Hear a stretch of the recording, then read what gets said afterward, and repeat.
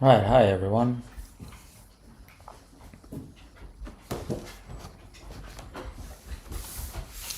Going to be doing some figure drawing today with watercolors. Obviously notoriously difficult to do. Watercolors quite difficult to control.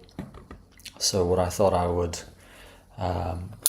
do is essentially focus on a couple of things. I'm going to do, I think, I'll do three drawings or three paintings, two to warm up on this half of the page, and then I'll do one larger on the other half of the page. You can see my reference photos on the in the bottom of the screen. Let's just make sure it's correct.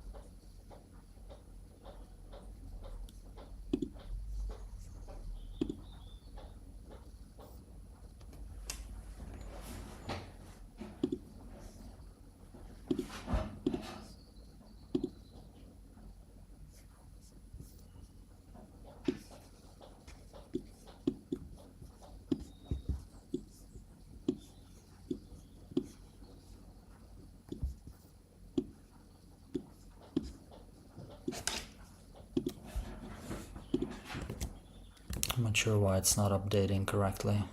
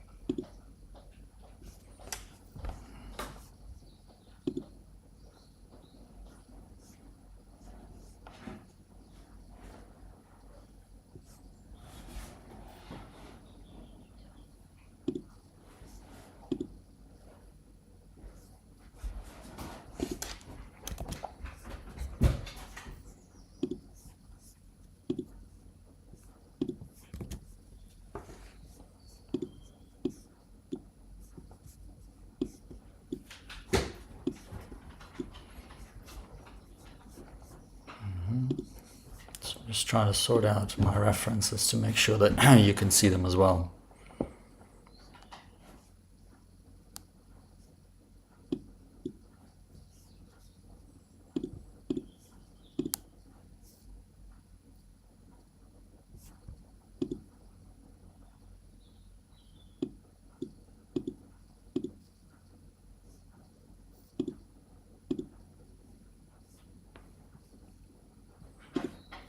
There we go.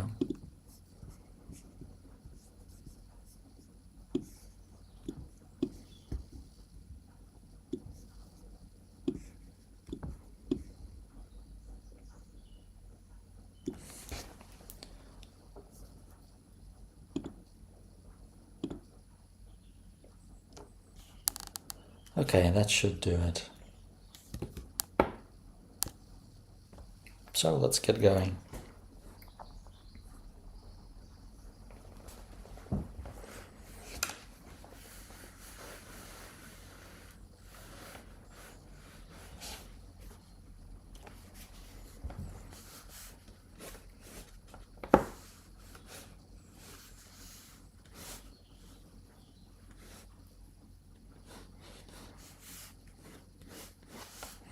So as you can see, I always lay in the figure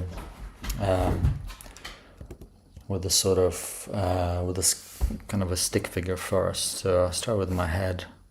I do my cervical spine, shoulders, chest, lumbar spine. Then I find the pelvis. Then usually the weight-bearing limb. And the reason I use the weight-bearing limb is to provide the balance to the figure, so it doesn't, especially if it's a standing figure, so it doesn't look like it's about to fall down. So this way I know that I can see where the weight is distributed here. It goes through there and goes through the sort of shoulder tip here, and then the ear. So that looks correct. Then we do the non-weight bearing limb.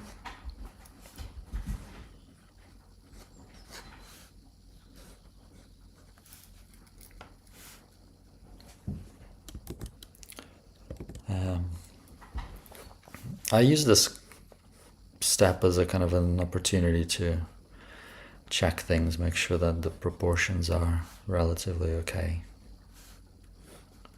I like to use this hard pencil because paints are going to go on top of this, and this pencil is going to be virtually invisible when I layer this with some paints after.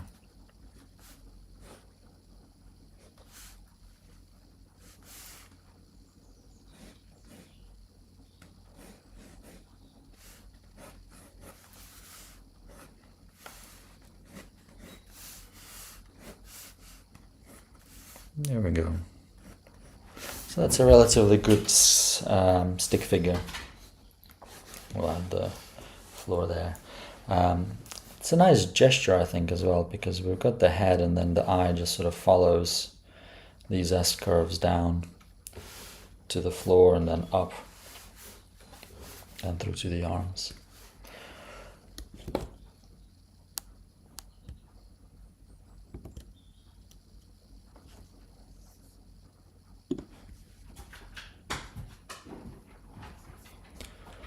So I think what I'll do now is just do a little bit more of detailing around the face and the rest of the body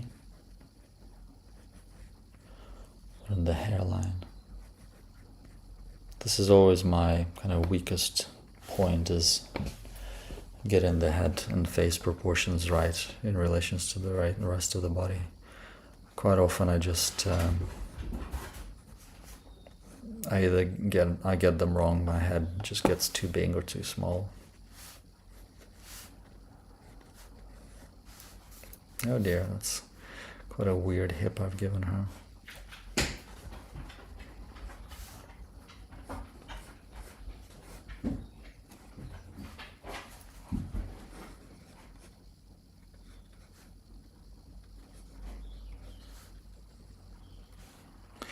Now I'm already planning my washes, I suppose. I'm thinking about which bits of this figure are closer to me, the observer, which ones are further away.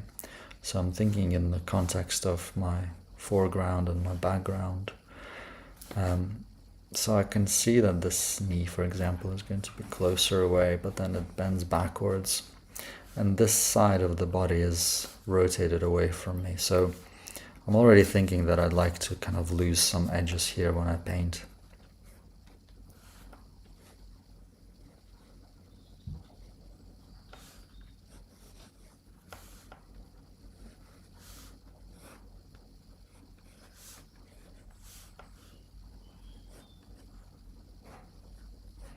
Again, this is just a warm-up sketch, so it's certainly, when it comes to proportions, I don't think these are very close, but it's just to get my eye moving and to get me used to the paints a little bit.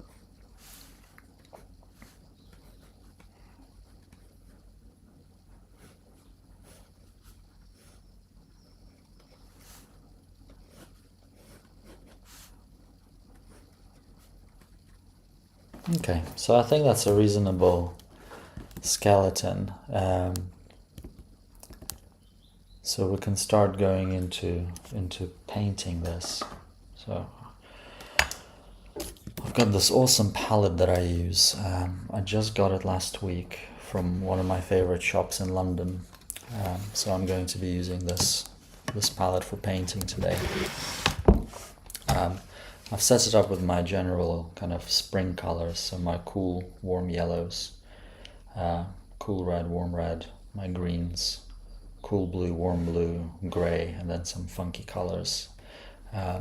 This is the swatch for it. So I've got Mars black here, lunar blue, Payne's gray, indigo. Again, I can mix these, but I think lunar blue gives this really nice granulation, so I like to add that into my landscapes. Yeah, it's a fun little palette. I'll really enjoy using it. It's very compact and it feels quite sturdy. It's got a really nice weight to it, and it fits 16.5 pounds, which is really nice. It means I have quite a nice choice of colors to play with. So let's plan this wash. The question is, are we going to go with few colors?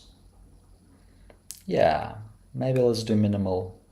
Let's do a minimal palette. So let's do a kind of maybe a 2-color palette. So this is cadmium red.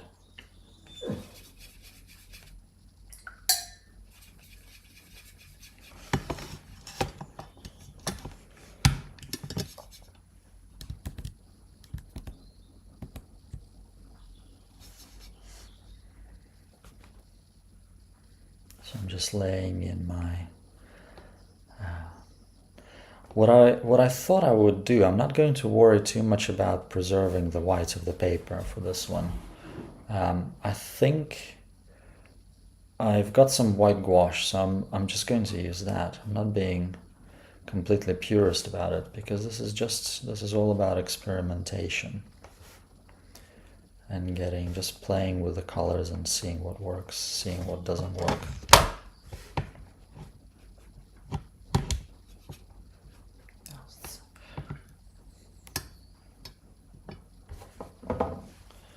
I always like to keep this sort of filthy cloth next to me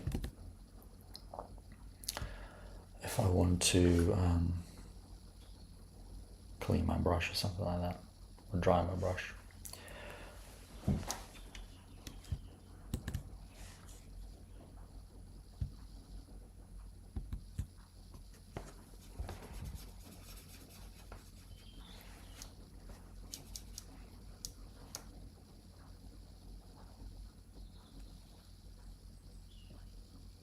I'm just adding some rough ideas of shade into this, whilst my cadmium red is still wet, because that gives me a good opportunity to lose some edges and to blend. That's the unique aspect of watercolors. They're just so blendable.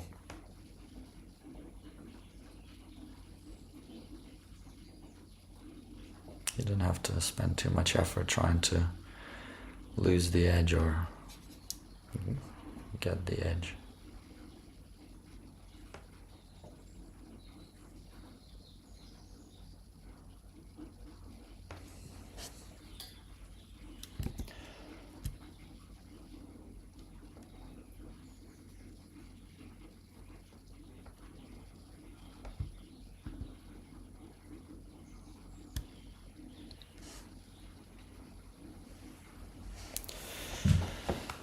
The background is sort of greenish gray, so I might add a little bit of this green color to my Payne's gray.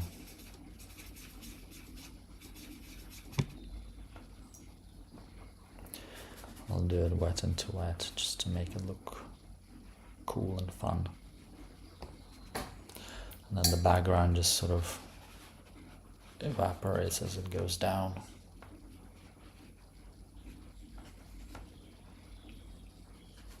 So I'm just wetting this,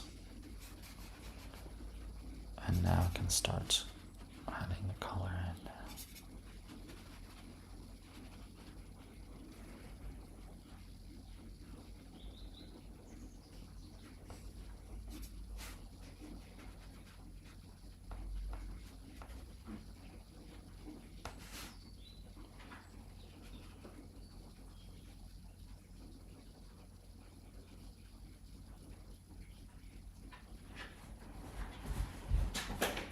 So these exercises are very helpful to me, at least,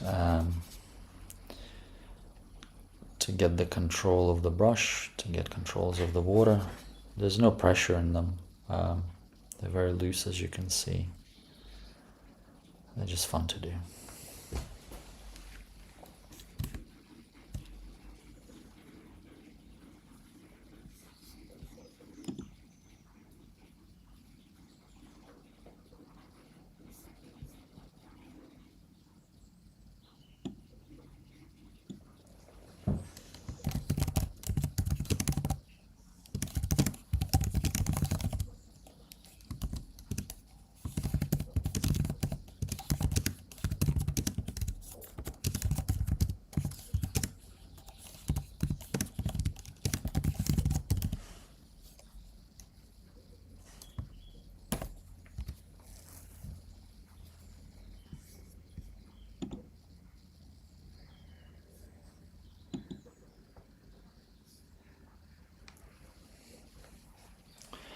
While this is drying, I might think about some other brushes that I'm going to be using.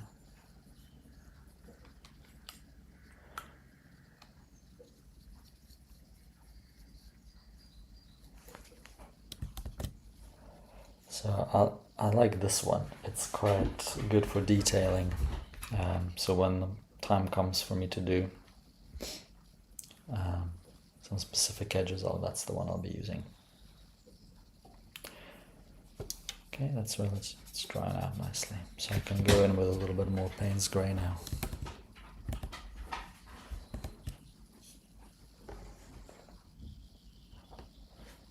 Too wet.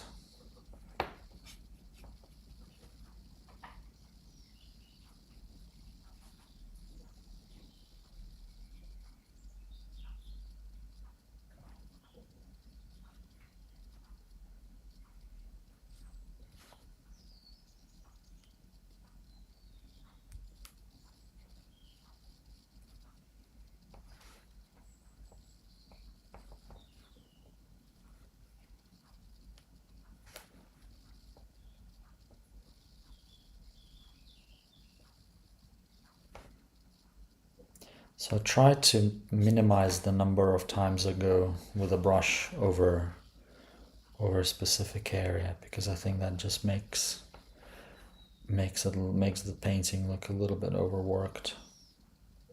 I'll try to keep these consistent strokes.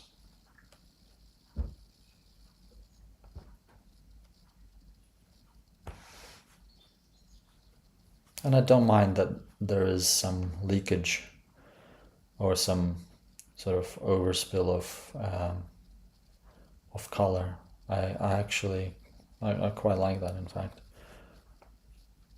It's meant to be a loose drawing or a loose painting. So as this begins to dry, you can see I'm just getting darker and darker in my values, and that makes the painting come alive a little bit more.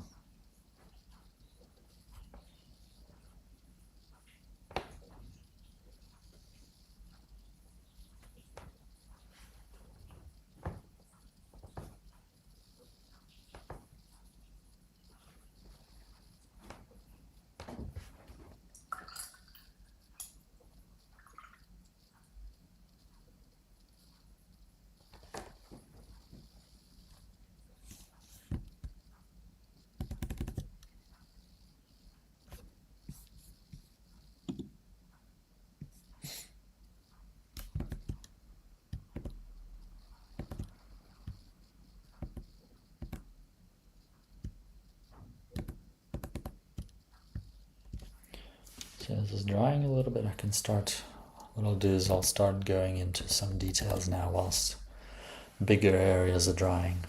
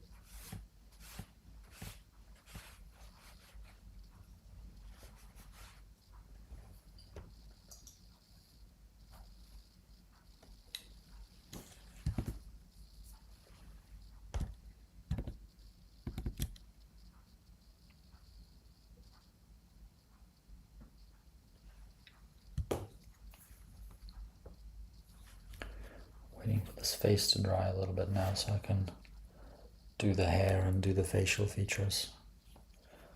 It's taking a little bit of time.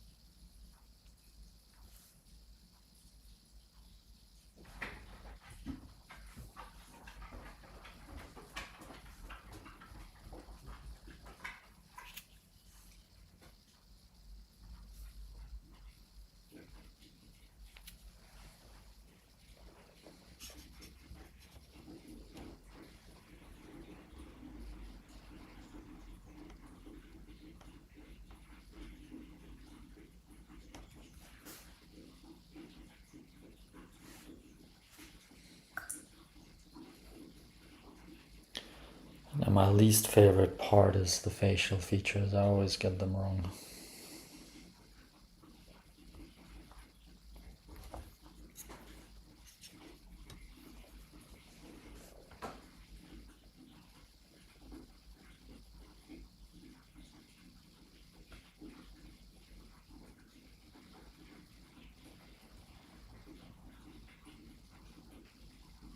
Yeah, she looks like she's been mutilated by the Joker, I think.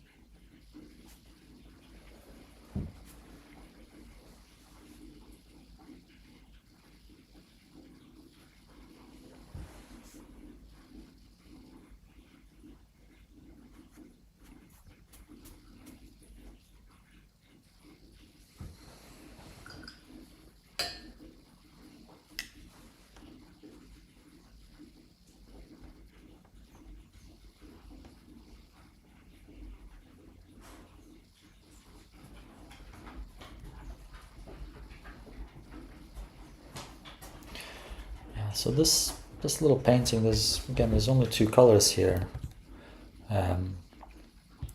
We've got indigo, sorry, not indigo, we've got Payne's grey and cadmium red. And the only reason I've got Payne's grey is because I spilled a lot of it on the palette and I need to get rid of it.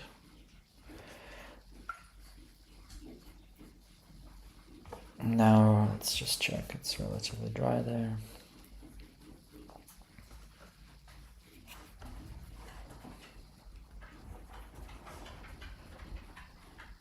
Okay, I've got this white gouache, just adding some highlights in a couple of places.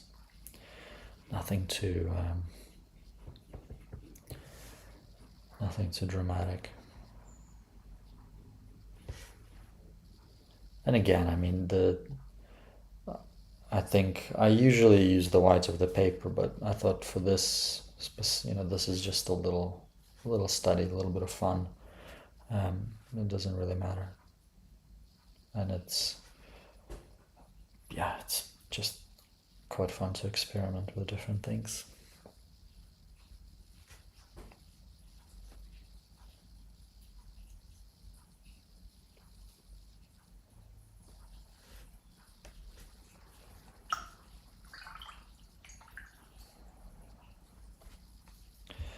Okay, so that's one of the figures done.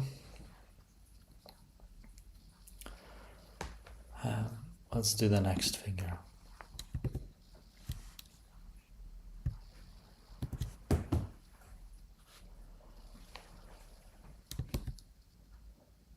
So this is a seating pose, obviously. I'll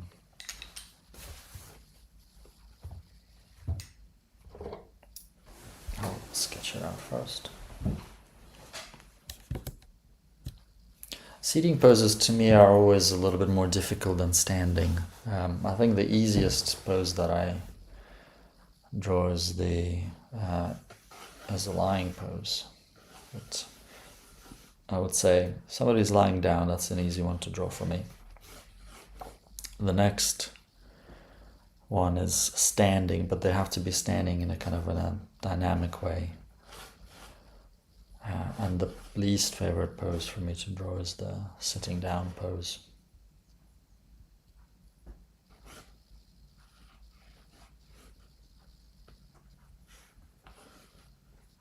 Yeah, I'm already hating this as a gesture.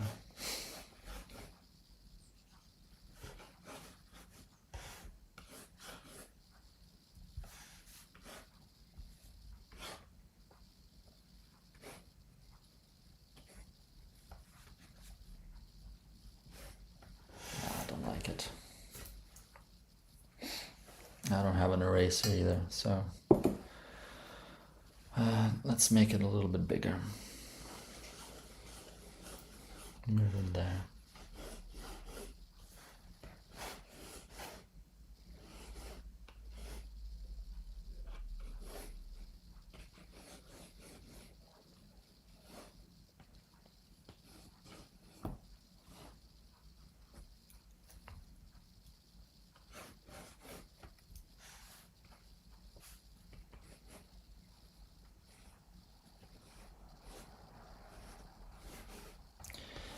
Notice that in both of these pictures the model is holding their head. Maybe they've got a headache.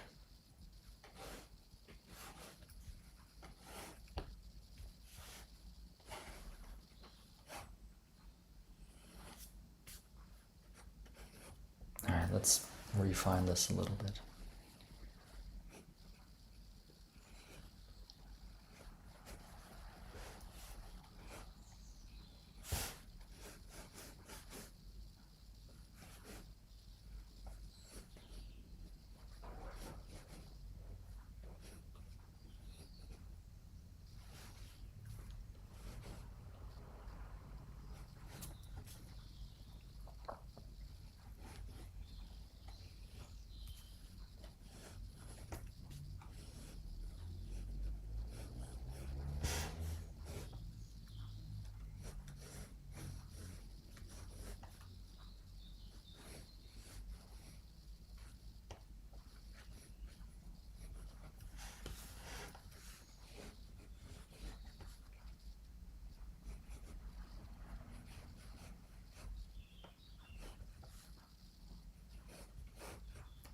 So I chose these poses because of how they're lit. I think when it comes to painting and watercolor, the more dramatic the light, the easier it is to paint. So I thought these poses were just, they're relatively interesting, but then they're also lit quite nicely.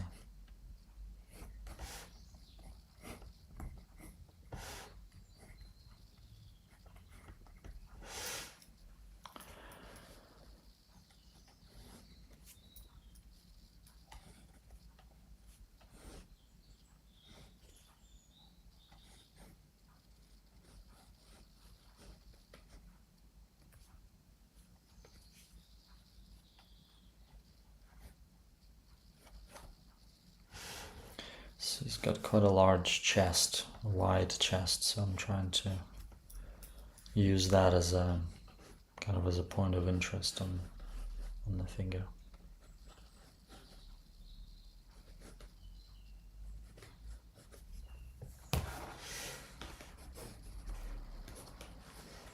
Yeah, I don't know. I hate this gesture. I don't like this pose. It's hard to draw.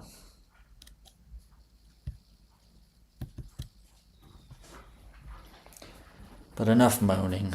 Let's get it done. So should I use the same? I'll use maybe what I'll use here is I'll use some yellow ochre instead of cadmium red. I'll use some yellow ochre.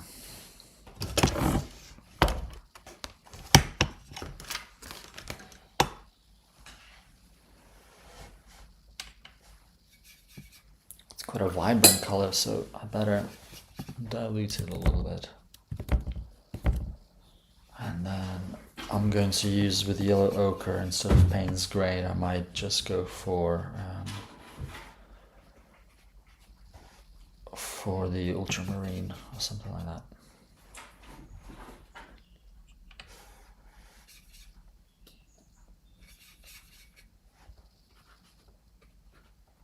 I'm very loosely just applying this yellow ochre pretty much throughout. It's such a light color that I'm not too worried about what will happen. And I think, honestly, I'm going to hide behind the looseness of this figure because otherwise it's going to look terrible. I'm going to add some burnt sienna in there to warm things up.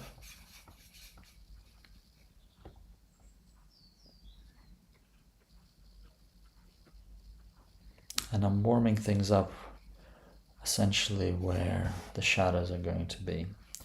And burnt sienna and ultramarine, they combine quite nicely into a kind of, and they granulate as well together. So it's a nice color combination, I think.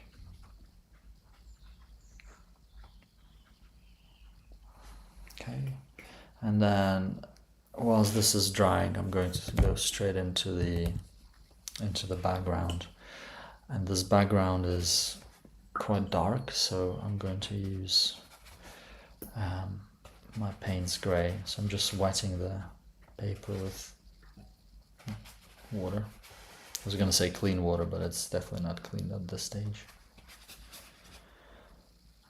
And then I'm going to start adding this Payne's Grey in there. That's it.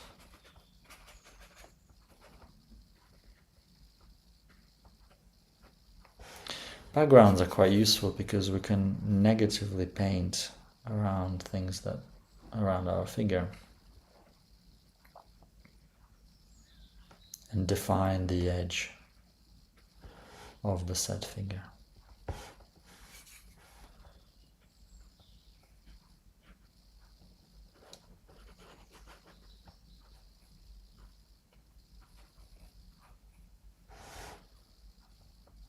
So I can kind of negatively paint around this tibia to give it shape.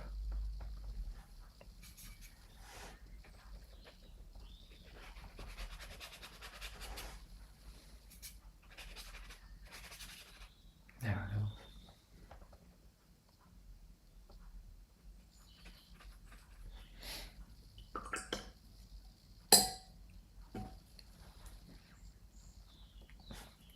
Now what I'll do is I'll mix a darker color of Payne's Grey with sienna. Oh no, this is burnt sienna, sorry. Payne's Grey and burnt sienna. That should give me almost a black. So that's what I'm going to use to give him something to sit on. There you are, a little box.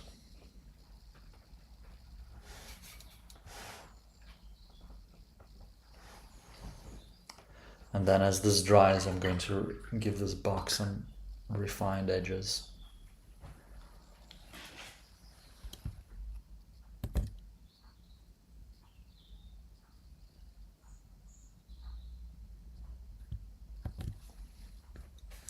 Okay, so now I can go into my ultramarine shadow color. And it's not purely ultramarine, I mean I'm mixing it with other stuff that's on the palette, so it's not purely, it's not a pure color. There'll be inevitably Payne's Gray in there. I have so much of it here.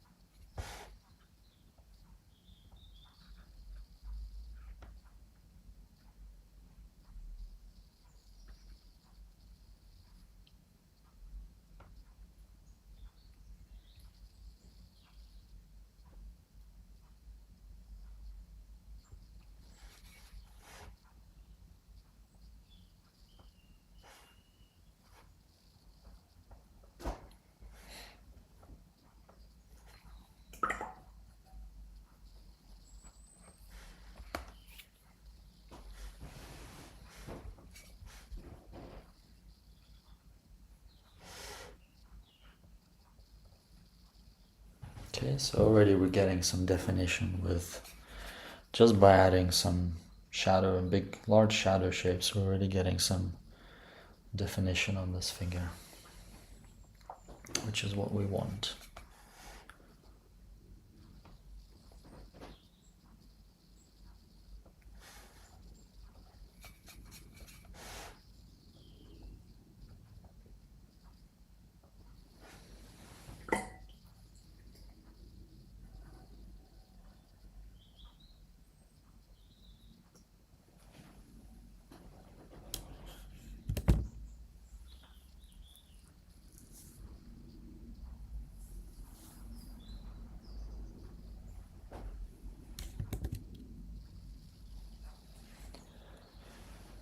And now we can go darker. Make sure the neck is in there. The sort of area under the chin always is one of the darkest areas in our finger. It's a place where the sun don't shine.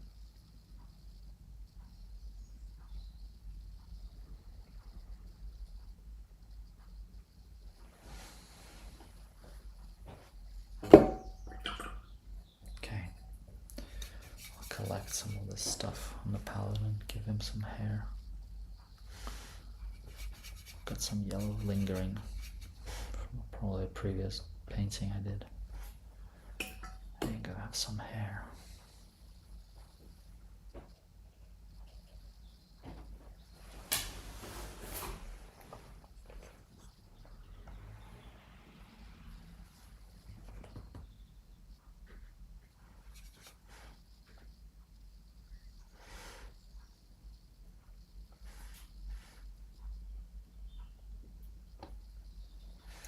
So I'm trying to negatively paint this thigh, like so.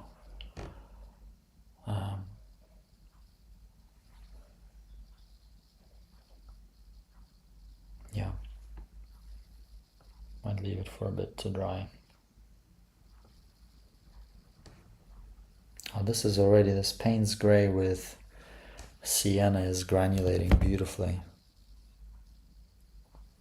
Let me bring that in closer. Let's see, there it is. There's some lovely granulations. Yeah, not for everybody. I think some people don't like granulations. I really, really like them.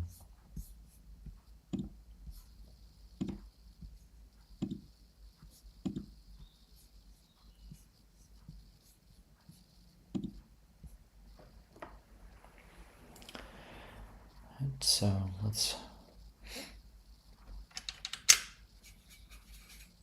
bring some more of this sienna into Payne's Gray.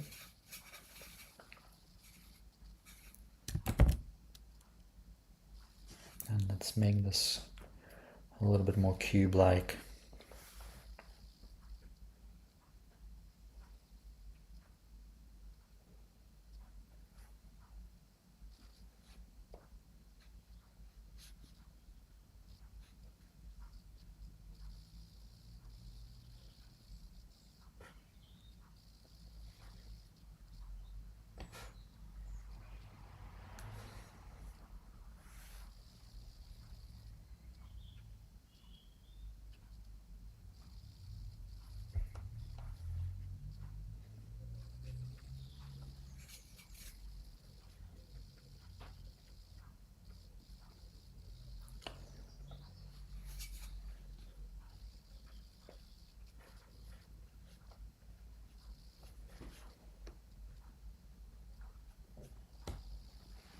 Beautiful combination of colors, I have to say. It's a Payne's Grey blue tint. It's really nice, I think.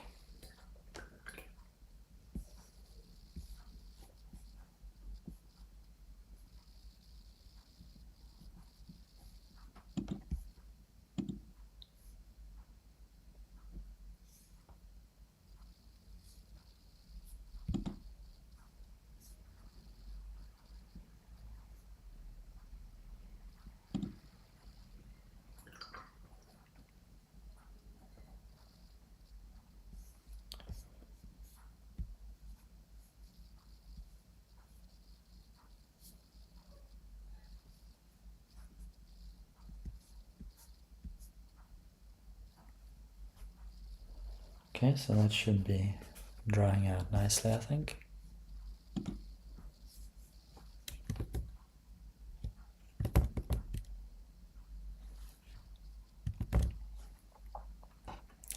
That means we can add a little bit more dark tones, some darker tones in the mix.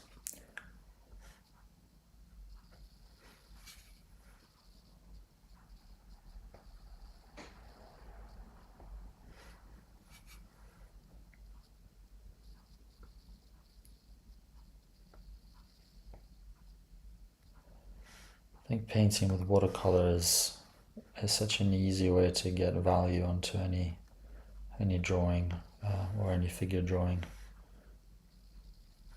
It feels almost like cheating.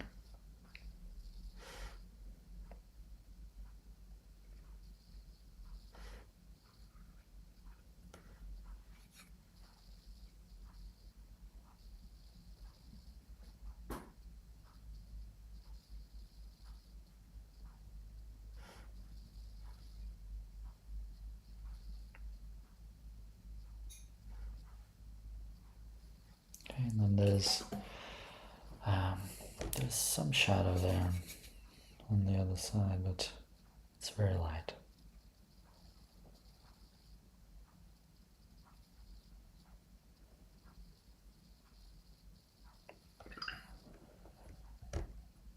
Okay, let's add some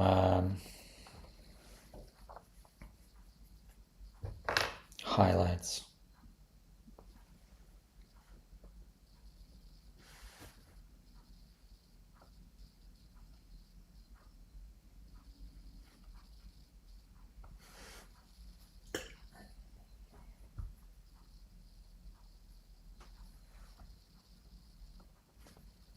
Not sure if it's even effective. I think I've sort of left enough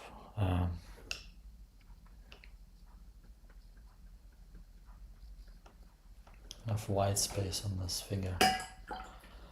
So it's quite a blocky one, maybe because it's sitting on a block, but I don't like drawing sitting figures, and this shows. I probably need to draw more of them. It's just, I find the gesture so difficult to capture when the figure is sitting down. So, oh well. Thing we must not forget is this very important shadow, this very important highlight here, because it's right next to the darkest part of the background, so it brings the whole thing forward for us. And I will give him some facial features as well. Whilst I'm butchering the rest of his body, I might as well butcher the rest of his face.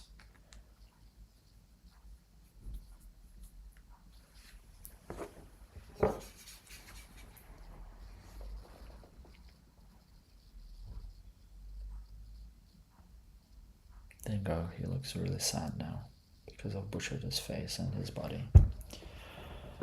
That's it.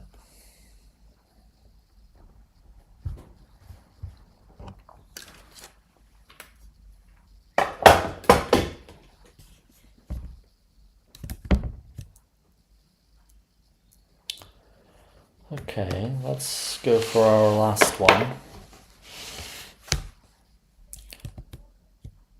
We'll do the final, which is the standing figure.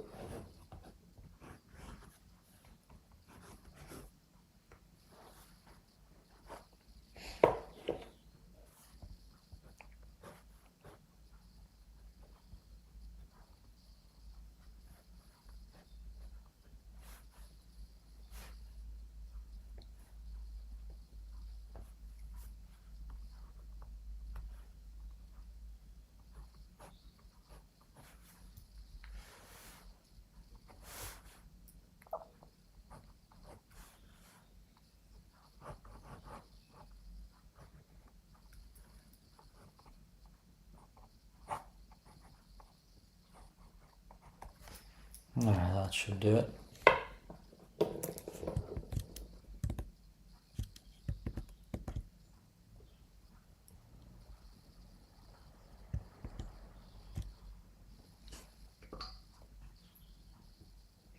So I think I like the combination of kind of yellow ochre and sienna for the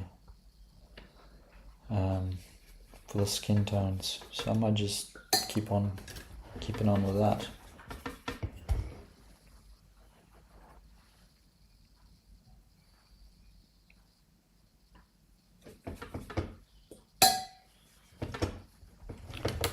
Make sure you see my palette and what I'm doing.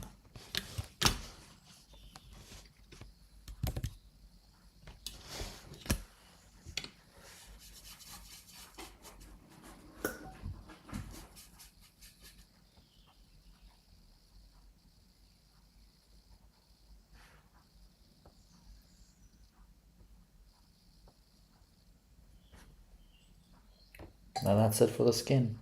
There's not a lot of skin there. I'll add some burnt sienna into some future shadow places. Take off some of these extra.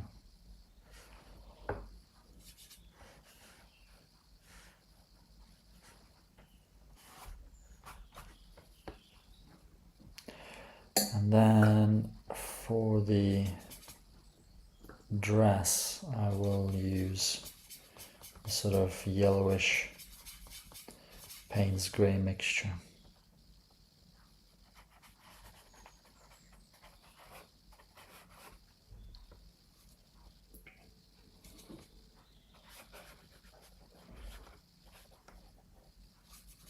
Getting darker as I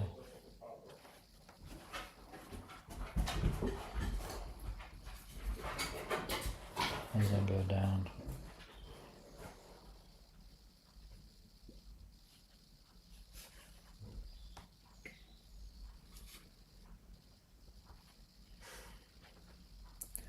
So again, very loose, very at this stage just thinking about large shadow shapes that is it me or that arm is just giant? It was a giant arm. What's going on here? Hold on. Like that. Yeah. Figure something out with that arm.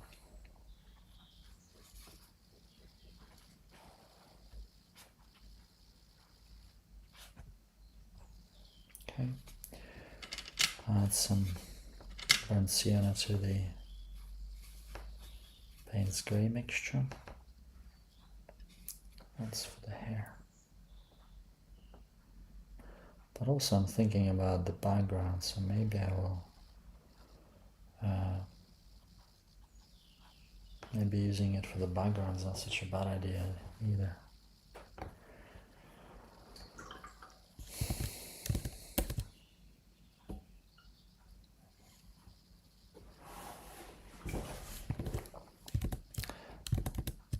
Let's use it for the background. This is quite a dark background. I'm gonna get a bigger brush.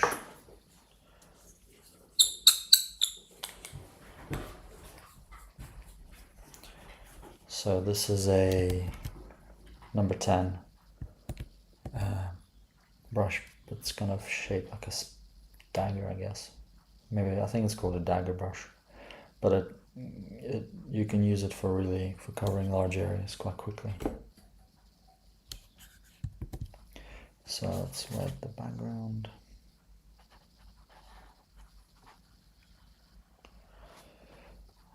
I might actually lose some of those edges on the hair. That would be quite nice.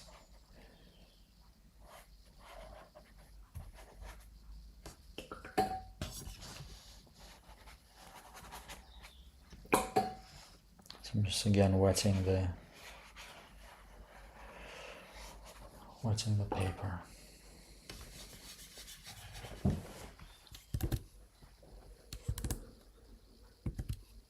Okay. Let's not be afraid. let the watercolor do its thing. Let's lose that hair. Is that there? There's a light on the neck, so let's preserve that. Paint that arm like that and lose it. Nice. That's some sienna.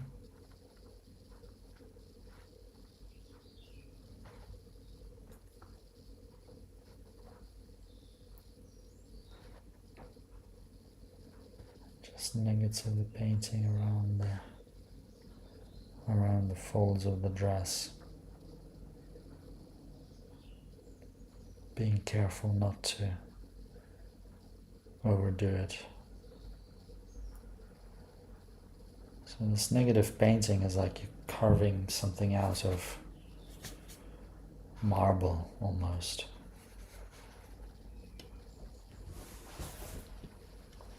I quite like this glow that's produced here, so I know it's not in the reference, but I might leave it there and then maybe just refine the sun a little bit. So just improvise.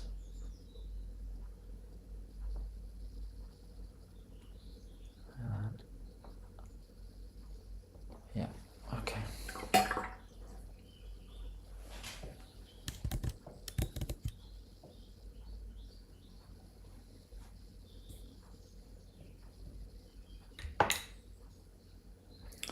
So this is what I mean. So I'll take a little bit of that Payne's Grey that's left over and then just kind of hint at that dress there.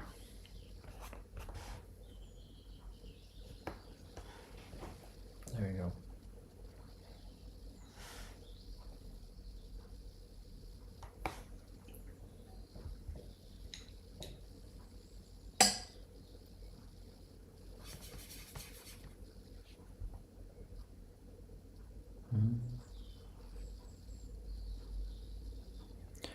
And again with folds, I've never had much luck with folds. I always get quite bored painting them or drawing them.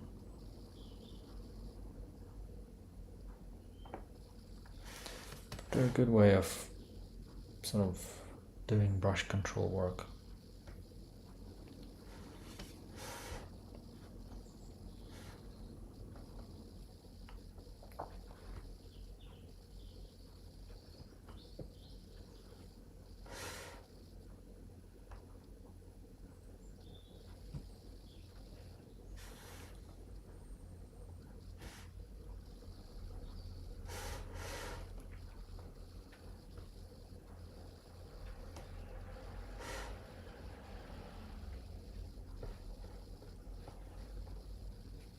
Alright, I think that's alright. Okay, so now we're just going to add some final skin tone shadows to the face. The arms. So I still don't quite know what's going on with this arm. Where is it? Here somewhere. Armpit.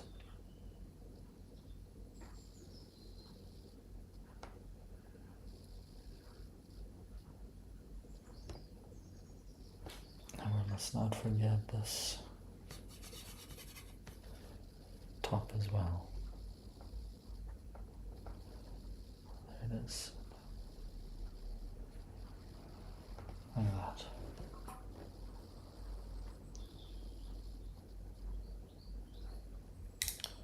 Let's smooth this out a bit.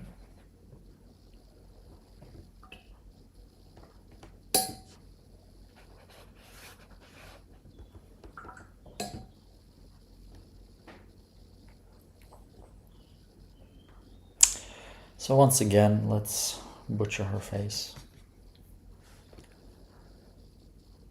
Let's find a shadow there whilst I'm at it.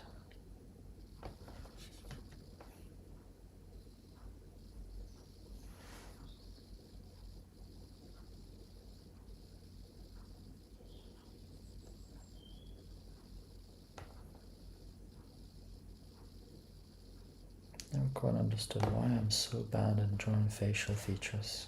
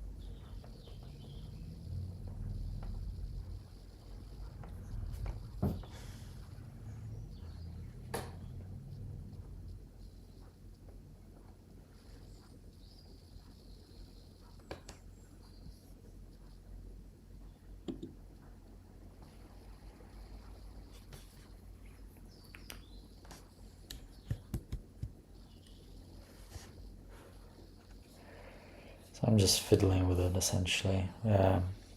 It's done as a sketch. Nothing more to do with it. But there's some really interesting